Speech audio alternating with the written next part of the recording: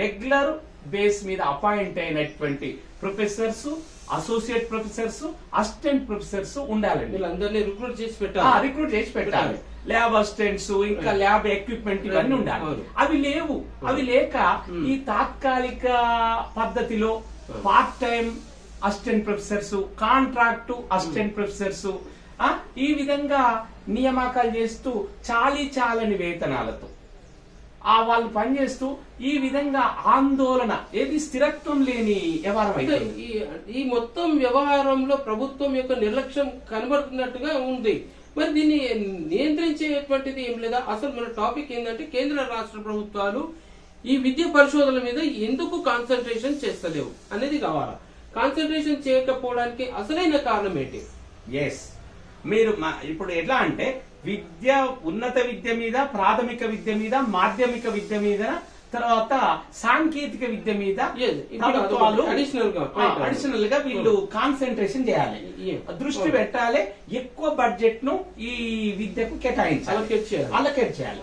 అలా అలకేట్ చేయకుండా ప్రభుత్వము ఎన్నికలలో ఇచ్చిన వాగ్దానాల కొరకు ప్రజలకు కేవలము ప్రజా జనాకర్షణ పథకాల కొరకు, ప్రజలకు జనాకర్షణ పథకాలు తాము అధికారంలోకి రావాలంటే ప్రజలను ఆకట్టుకోవాలి. ప్రజలను ఆకట్టుకోవాలంటే ప్రజలు ఏది సామాన్య మానవులు, వాళ్ళు ఓటర్లు కావాలి కదా, వాళ్ళకు ఓటు బ్యాంక్ పాలిటిక్స్ అంటారు ఇవి నడిచే. దీని వల్ల వాళ్ళు ఆకట్టుకునేందుకు ఇలాంటి ప్రయత్నాలు చేస్తే మరి రేపు రాబోయే కాలంలో ప్రజలు నేరుగా ప్రశ్నించే అవకాశం ఉంటుంది కదా.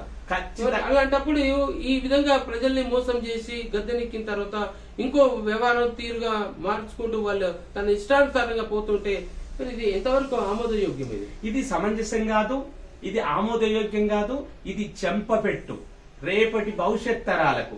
భారత ప్రధానమంత్రి నెహ్రూ గారే అంటారు, నేటి పిల్లలే రేపటి ఉత్తమ పౌరులని.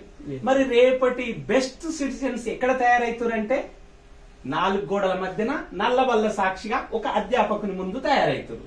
అలాంటి అధ్యాపకుడు స్థిరత్వం లేకుండా అస్థిరత్వంతో పాఠం చెప్తే రేపు ఎలాంటి ఉత్తమ పౌరులను ఈ భారతదేశం ఆశిస్తుందండి? మరి బెస్ట్ సిటిజన్స్, ఉత్తమ పౌరులుగా అంటే క్లాసు రూమ్, తరగతి గదిలోనే ఈ భారతదేశం యొక్క నిర్మాణం జరుగుతుంది. అంటే ఒక సైనికుడు, ఒక డాక్టరు, ఒక లాయరు, ఒక రైతు, ఒక పొలిటీషియను, మరి ఒక ఇంజనీరు, మరి ఒక కండక్టర్, ఒక డ్రైవరు, మీరు ఏ సెక్టార్ తీసుకోండి, ఒక టీచర్, ఒక లెక్చరర్, ఒక ప్రొఫెసర్, అందరు కూడా ఒక టీచర్ ముందు తయారైన వాళ్ళే. 4 గోడల మధ్యన నల్లబల్ల సాక్షిగా ఒకటి. A teacher is a producer of nation. అంటే టీచర్ అనేటువంటి ఒక వ్యక్తి ఈ భావి తరాలను నిర్మిస్తాడు. ఎక్కడ నిర్మిస్తాడు? తరగతి గదిలో. అందుకనే భారతదేశం యొక్క నిర్మాణం మొత్తం తరగతి గదిలో జరుగుతుంది. అలాంటి తరగతి గదిలో పాఠాలు బోధిస్తున్నటువంటి పర్మనెంట్ అధ్యాపకులు కరువు అవుతున్న విషయాన్ని మీరు మీ జనహిత టీవీ ద్వారా ఈ రోజు ప్రపంచానికి తెలియజేస్తున్నారు. ఇంకో అంశం చెప్తున్నారు మీరు, రీసెర్చ్ అండ్ డెవలప్మెంట్, పరిశోధన మరియు అభివృద్ధి. చాలా మంచిగా వచ్చాను. ఇప్పుడు పరిశోధన అభివృద్ధి చేయడానికి కావలసిన చదువులతోని ఈ రోజు తాత్కాలిక మీద పనిచేస్తున్న పార్ట్ టైం టీచర్స్ ఉన్నాయి అన్ని ఎలిజిబిలిటీ. కానీ వీళ్ళను శాశ్వత ప్రాతిపదికన పర్మనెంట్ గా వీళ్ళను రిక్రూట్ చేయవలసిన అవసరం ఉన్నది. అంటే ఇప్పుడు ఈ రోజు టీజీపీఎస్సీ అనేది ఒకటి ఉంది. దాని ద్వారా అనేక ఉద్యోగాలను, అనేక మంది నిరుద్యోగులకు వాళ్ళని దాని ద్వారా రిక్రూట్ చేసి ఉపాధి కల్పిస్తున్నారు, ఉద్యోగాలకు కల్పిస్తున్నారు. అలాంటప్పుడు ఈ దేశానికి వెన్నెముక లాంటి ఒక చురుకైనటువంటి చురుకత్తులాగా తయారు చేసేటువంటి యూనివర్సిటీలో ఉండేటువంటి ఉపాధ్యాయులని వాళ్ళందరినీ రెగ్యులరైజ్ చేసి ఆ విద్యార్థులను అందరినీ ఒక పదునైన యువతగా తీర్చిదిద్ది బయట ప్రపంచానికి వదిలేస్తే రేపు భారతదేశానికి, ఆ రాష్ట్రానికి ఒక మంచి అసెట్ గా తయారవుతుంది. అలాంటి వారి పట్ల ఈ రాష్ట్ర ప్రభుత్వాలు, కేంద్ర ప్రభుత్వాలు నిర్లక్ష్యం చేయడం వల్ల ఎంతగానో నష్టపోతున్నాం అనేటువంటి విషయం ఇప్పుడు మనకు అర్థమవుతుంది. మరి ఇది ఎంతగానో జరుగుతున్నా మీ మేధావి వర్గము అంతా ఏం చేస్తుంది? మరి వీటన్నిటిని ఎందుకు నియంత్రించలేకపోతుంది? ప్రభుత్వానికి ఎందుకు తెలియజెప్పేందుకు ఛాన్స్ ఇస్తలేదు, అట్లా ముందుకు వెళ్ళట్లేదు? గత 10 సంవత్సరాల కాలంలో ఒక్కొక్క ఉస్మానియా యూనివర్సిటీ గాని, కాకతీయ గాని, రాష్ట్రంలో ఉన్న 13 యూనివర్సిటీలలో దాదాపు ఒక 850 మంది తాత్కాలిక అధ్యాపకులు పనిచేస్తారు. దాదాపు ఒక 1600 మంది కాంట్రాక్టు అధ్యాపకులు పనిచేస్తున్నారు. శాశ్వత ప్రాతిపదికన చాలా తక్కువ మంది నియమించబడ్డారు. ప్రతి యూనివర్సిటీలో శాశ్వత ప్రాతిపదికన అంటే పర్మనెంట్ బేస్ మీద రెగ్యులర్ అధ్యాపకులను, టీచింగ్ స్టాఫ్ ను, రెగ్యులర్ నాన్ టీచింగ్ స్టాఫ్ ను నింపవలసిన ఒక గురుతరమైన బాధ్యత అటు రాష్ట్ర ప్రభుత్వం మీద ఉన్నది. అట్లనే కేంద్ర ప్రభుత్వం కూడా అన్ని యూనివర్సిటీలలో మరి ఫ్యాకల్టీ కొరత ఉన్నది. అక్కడ కూడా చాలా మంది కాంట్రాక్ట్ బేస్ మీద, పార్ట్ టైం బేస్ మీద పనిచేస్తున్నారు. రైట్. అయితే ఇప్పుడు ఇంతవరకు బాగానే ఉంది, టాపిక్ వేరే పోతుంది. ఇప్పుడు కేంద్ర రాష్ట్ర ప్రభుత్వాలు ఈ పరిశోధనల మీద ఎందుకు కాన్సన్ట్రేట్ చేయట్లే? అంటే రిక్రూట్మెంట్ విషయంలో అది టెంపరీ, పర్మనెంట్ అనే విషయం వస్తుంది. మరి ఇక్కడ ఎందుకు కాన్సన్ట్రేషన్ చేయట్లేదు? ఎందుకు ఒక భారతదేశానికి కానీ అటు తెలంగాణ రాష్ట్రానికి కానీ ఒక గొప్ప ఆస్తిని ఎందుకు క్రియేట్ చేయలేక, విద్యాపరమైనటువంటి ఆస్తిని ఎందుకు క్రియేట్ చేయలేకపోతున్నారు?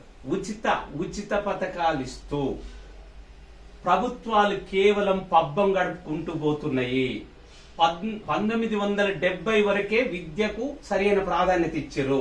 1970 తర్వాత 80, 90 దశకాలు, 2000, 2010, 2020లో గత ప్రభుత్వాలు కేవలము, అది కూడా భారత రాజ్యాంగంలో డాక్టర్ బిఆర్ అంబేద్కర్ గారు పొందుపరిచిన, ఏమని పొందుపరిచారు?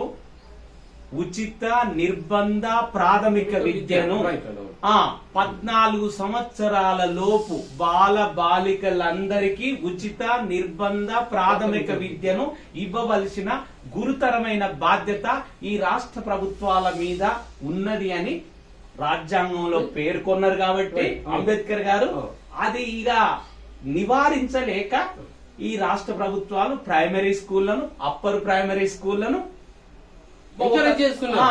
ఖచ్చితంగా రిక్రూట్మెంట్, ఇంతవరకు టీచింగ్ రిక్రూట్మెంటే లేదు స్కూళ్లల్లో, ప్రైమరీ స్కూళ్లలో, తర్వాత అప్పర్ ప్రైమరీ స్కూళ్లలో, ప్రభుత్వ స్కూళ్లలో టీచింగ్ ను, ఫ్యాకల్టీని రిక్రూట్ చేయాల్సిన కనీస బాధ్యత ఉన్నది.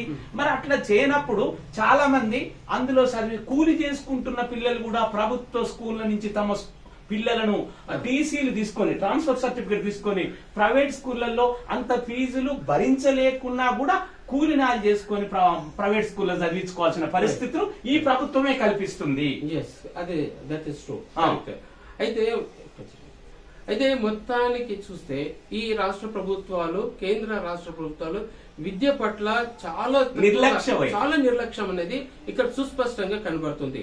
మొత్తం మీద ప్రజల దగ్గర నుంచి వసూలు చేస్తున్న పన్ను లోపల ఇంత పర్సెంటేజ్ అని చెప్పేసి ఎడ్యుకేషన్ కోసం అని కేటాయిస్తూ ఉంటారు. అంత మందులు అంత దాని లోపల ఏ కొద్ది శాతమైన అనుకున్నంత రేంజ్ లో కేటాయించినట్టయితే ఈ రోజు మన దేశంలో, మన రాష్ట్రంలో కూడాను విద్యాపరమైనటువంటి మేధావి వర్గానికి చెందినటువంటి ఎంతో మంది అవుట్పుట్ అనేది చాలా బాగా బయటకు వస్తుంది. మరి అలాంటి వాళ్ళని, మేధావి వర్గాన్ని పెంచాల్సినటువంటి, పోషించాల్సినటువంటిది విషయాన్ని మర్చిపోతున్నారు. వాళ్ళ లోపల ఉన్నటువంటి నైపుణ్యాన్ని వెలికి తీసి దాన్ని వాడుకుందాం అనేటువంటిది ఏ కోశాన్ని కూడా ఆ ప్రయత్నాలు అనేది జరగట్లేదు. మొత్తానికి ఆలోచన చేస్తే జానకి రామరెడ్డి గారు చెప్తున్నటువంటి విషయం మీద చూస్తే ఈ రాష్ట్ర ప్రభుత్వం గాని, గత 10 ఏళ్ల కాలంలో పాలించినటువంటి బీఆర్ఎస్ గవర్నమెంట్ అయినా గాని ఈ విద్యాపరమైనటువంటి పరిశోధనల మీద ఏమాత్రం శ్రద్ధ లేదనేది సుస్పష్టంగా అర్థమవుతుంది. ఏమంటారు? ఇది ఈ మాటతో 100% ఏకీభవిస్తున్నాం. ఎందుకంటే ఈ రోజు యాంటీ సోషల్ ఎలిమెంట్స్ ఎట్లా తయారవుతారంటే సరైన విద్యను బోధించకనే తయారవుతారు. కాబట్టి యూనివర్సిటీలలో గాని, ఇటు ఇంటర్మీడియట్ కాలేజీలలో గాని, డిగ్రీ కళాశాలల్లో గాని, స్కూళ్లు, primary school, upper primary school, Zilla Parishad స్కూళ్లలో గాని, పాలిటెక్నిక్ కాలేజీలలో గాని సరి అయినటువంటి రిక్రూట్మెంట్, డైరెక్ట్ రిక్రూట్మెంట్ చేపట్టాలి. అదే విధంగా ప్రమోషన్ ఛానల్ ద్వారా వచ్చేటువంటి ప్రమోషన్స్ ఇవ్వాలి. ఈ రోజు విద్యా వ్యవస్థను ఇటు కేంద్ర ప్రభుత్వం, అటు రాష్ట్ర ప్రభుత్వాలు తమ బడ్జెట్ అలొకేషన్ లో చాలా తక్కువ, లీస్ట్ బడ్జెట్ కేటాయిస్తే అది కేవలం జీతభత్యాలకు కూడా సరిపోని విధంగా కేటాయించి, ఇంకా యూనివర్సిటీలను ఏమంటారో తెలుసా? ఈ మధ్యన కేంద్ర రాష్ట్ర ప్రభుత్వాలు యూనివర్సిటీలో వైస్ ఛాన్సలర్ మీటింగ్ పెట్టి మీ వనరులను మీరే సమకూర్చుకొని, ఎలా సమకూర్చుకుంటారు? కేంద్ర ప్రభుత్వం నుంచి రావాలి, రాష్ట్ర ప్రభుత్వం నుంచి నిధులు వస్తేనే యూనివర్సిటీలు డెవలప్ అవుతాయి. ఆ ఫ్యాకల్టీ జీతభత్యాలకు సరిపోనీయకుండా మరి అక్కడ ఎక్విప్మెంట్ కావాలి. ల్యాబ్లలో, సైన్స్ ల్యాబ్లలో microbiology, biotechnology, biochemistry, geography, geography, ఈరోజు అస్ట్రానమీ, Right. మరి అనేక ల్యాబ్లు ఉన్నాయి. ఆ ల్యాబ్లలో కెమికల్స్ కావాలి. మరి అలాంటి కెమికల్స్ అన్ని ప్రభుత్వం కొనిస్తేనే కదా Right. అక్కడ పిల్లలకు ల్యాబ్లలో టీచర్స్ అక్కడ మరి సైన్స్ experiment అనేది ఎక్స్పెరిమెంట్స్ చేయడానికి చేస్తారు. అవకాశం ఉంటుంది. అలా వచ్చినప్పుడే అనేక మన పరిశోధనలు చేసి రేపు చూడండి ఈ మద్రాస్ ఐఐటి వాళ్ళు ఏం చేసిరో మంచి ఉదాహరణ చెప్పారు. ఇప్పుడు చెప్తున్నా మీకు. హై లూప్ అంటే ఒక ట్రైన్ లూప్ లో Yes. హై స్పీడ్ తో Right. చేసేది. అవును. మొన్ననే మన అశ్విని వైష్ణవ్ గారు Right. చాలా గొప్ప హై స్పీడ్ ట్రైన్ ను ఈ రోజు జపాన్, చైనా ప్రపంచంలో ముందున్నాయి. మనం ఎలా చేయాలి, మనం ఈ యొక్క అది కాలంతో పాటు వేగాన్ని అందుకోవాలని చేస్తున్నాం. అందుకనే హై లూప్ అని ఒక ట్యూబ్ తోని దాంట్లో ట్రైన్ వస్తే ఎలాంటి ఆటంకాలు లేకుండా చాలా స్పీడ్ గా వెళ్ళిపోతుందని మద్రాస్ ఐఐటి పిల్లలు చేసినటువంటి దానికి దాదాపు కొన్ని వందల కోట్లు అశ్విని వైష్ణవ్ గారు మన కేంద్ర రైల్వే శాఖ మంత్రి గారు శాంక్షన్ చేశారు. ఆ విషయాన్ని మనం చూస్తున్నాం. మరి అలా మీరు అన్నట్టు రీసెర్చ్ అండ్ డెవలప్మెంట్ అక్కడ ఎంకరేజ్మెంట్ ఉంది కాబట్టి అక్కడ రైల్వే శాఖ మంత్రి, కేంద్ర రైల్వే మినిస్టర్ కూడా వాళ్ళకి ఎంకరేజ్ చేశారు. వాళ్ళకి కావాల్సినటువంటి ఏమైతే అవసరం ఉన్నాయో వాటన్నిటిని అందజేయడానికి కూడా ముందుకు వచ్చారు. ఆ విద్యార్థుల్లో ఉన్నటువంటి నైపుణ్యతను వాడుకున్నాలి, వెలికి తీయాలి, ఈ దేశానికి ఉపయోగించుకోవాలనేటువంటి స్ఫూర్తి ఇక్కడ బాగా కనిపించింది. మరి అదే విధంగా మన రాష్ట్రంలో కూడాను విద్యార్థుల్లో ఉన్నటువంటి ఆ జుగుప్సాతనాన్ని, ఆ నైపుణ్యతను కూడా వెలికి తీయాల్సిన అవసరం ఉంది. ఈ రోజు సైలెంట్ గా ఉండి ఆ హామీలు ఇచ్చాము, నెరవేర్చాము, తిన్నాము, పన్నాము, ఆ తర్వాత అయిపోయింది, ఇంకా 5 ఏళ్లలో మళ్ళీ ఎలక్షన్ మళ్ళీ హామీలు ఇచ్చేసారా, ప్రజల్ని తప్పుదో పట్టించాలి. ఈ యంత్రాంగం అంటే చూస్తే చాలా ఒక రకంగా కనబడుతుంది. ఏమంటారు? ప్రజాస్వామ్యంలో ఇలాంటి విధానం సమంజసం కాదు. ప్రజాస్వామ్యం అంటే ప్రజలే రాజులు, ప్రజలు ఎవరైతే అభివృద్ధి చెందుతారో పాలకులకు మంచి పేరు వస్తుంది.